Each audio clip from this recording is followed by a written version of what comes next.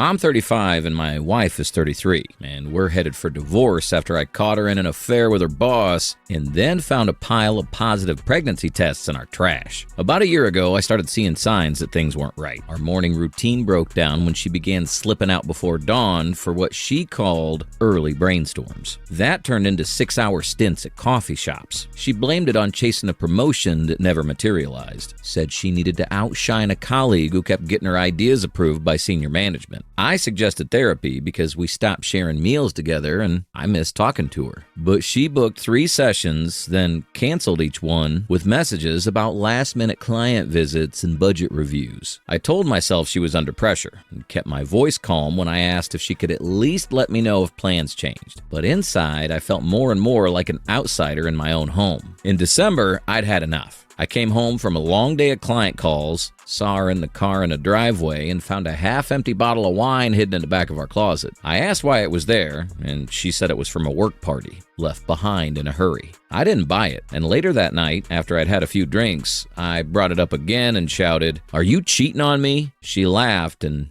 dared me to believe it, called me paranoid and dramatic, then walked out with her phone pressed to her ear. I woke up the next morning with a hangover and a knot in my stomach. But mostly, I felt stupid for doubting her, so I pretended it never happened. Last week, I was taking out the trash before bed, and I paused by the dumpster outside our building. Something, to this day, I don't know what it was, made me go through the trash before dumping it all in. I started pulling out old coffee grounds, takeout containers, crumpled mail. Then my hand hit something weirdly smooth and hard. I pulled it out and saw a pregnancy test, and then another, and another. 5 of them in varying brands, all indicating positive. Now, of course, her being pregnant wouldn't come off as a surprise, except we'd barely been sexually active in the past 6 months. Maybe 3 times tops, and each time she insisted I wear condoms.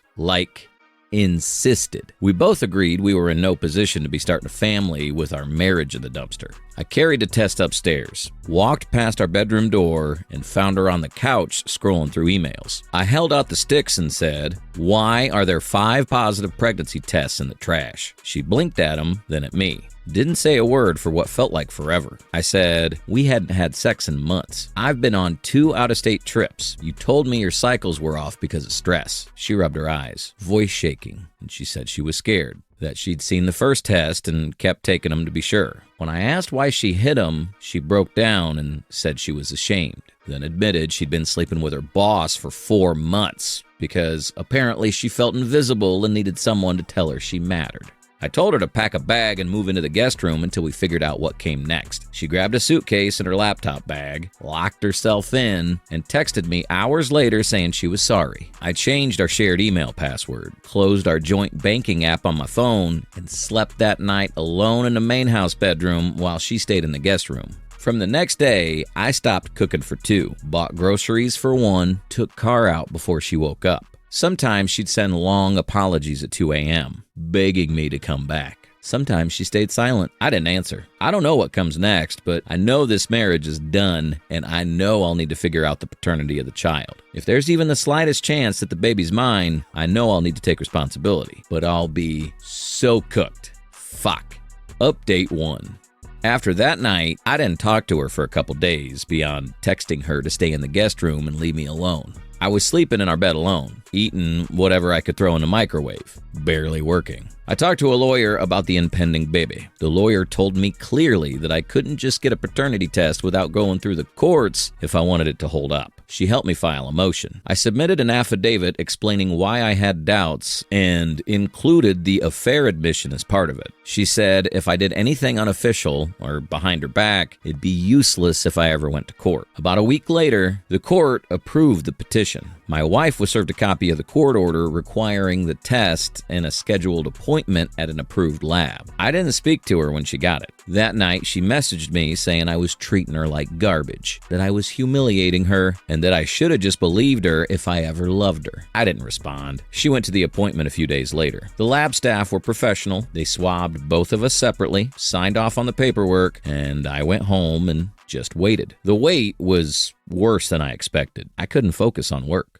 I couldn't watch a show or cook without thinking about what I'd do if the baby was mine. I wasn't even sure I could parent with someone who lied to me like this. But if it turned out to be mine, I knew I'd step up. That didn't mean I'd stay married, though. I already knew I couldn't stay in this relationship no matter what came back. 10 days later, the results were in. I wasn't the father. I stared at that PDF for a long time. Then I forwarded it to my wife without any captions. That same evening, my wife cornered me in the kitchen. I told her I didn't want to talk and asked her to go. She sat on a stool and said I'd ruined her life, that the baby was all she had left, and that she didn't want to be alive anymore if I abandoned her. I told her she should talk to someone, maybe a professional. I walked back to the bedroom and locked the door behind me. After an hour or so, she left. I didn't see her again that week. A few days later, her lawyer contacted mine and said she accepted the divorce terms and wouldn't be contesting it. So we're expecting a smooth ride the rest of the way to divorce. But my lawyer warned me these things could change any minute, so we should just hurry things while she's still in her generous mood. We don't have shared property aside from the car, which was under my name. No kids, no joint debt. She didn't ask for anything. I think she just knew the only thing left was to take her stuff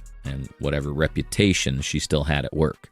Update 2. It's been almost a year since the divorce finalized. I've moved out of the old place. I changed the house because I didn't want to sleep in a place where I couldn't take the trash out without remembering what I found. I got a 2-bedroom apartment closer to my new office, which I set up after expanding my business. I hired 2 part-time developers and have picked up 2 big contracts. I keep my meetings scheduled, my inbox clear, and I'm making more than I ever did during the marriage. Even though I still have a long way to go, I guess that's something. I've been dating here and there. Nothing serious so far, but enough to feel normal again. I met a few women through friends, 1 or 2 through a language app, of all things. One of them told me she liked divorce guys because you know how to handle disappointment. I'm not looking for anything yet. As for my ex, she had the baby. She texted me a photo about a month after the court finalized everything with a caption like, "Look what you gave up." I didn't reply. I blocked her again after that. She posted a lot of baby pics on IG. No mention of the guy she had the affair with. Just lots of vague quotes about healing and choosing yourself. A friend of mine who works in HR told me he got transferred to another branch in a different city. I doubt she's with the boss anymore. He's married, and from what I heard, his wife chose to look the other way if he cut ties with my ex. I wouldn't be surprised if he's pretending the whole thing never happened and is playing happy family with his wife and kids. That's what people like him do. I think she thought he'd leave his wife and start over with her, but that never happened. She's a single mom now. I don't feel anything about it, not even satisfaction. I don't wake up and panic anymore. I don't check my phone expecting a text. I cook, clean, go for runs, see my friends, answer emails, sleep fine. Life's boring and predictable, and that's what I want right now. Don't wait for him to confess. Don't argue yourself in circles trying to get clarity from someone who's already showing you who they are. Don't assume you're being too paranoid when everything feels off. Get a lawyer. Get the truth. Get out. I'm not proud of everything that happened, but I'm proud I didn't take her back.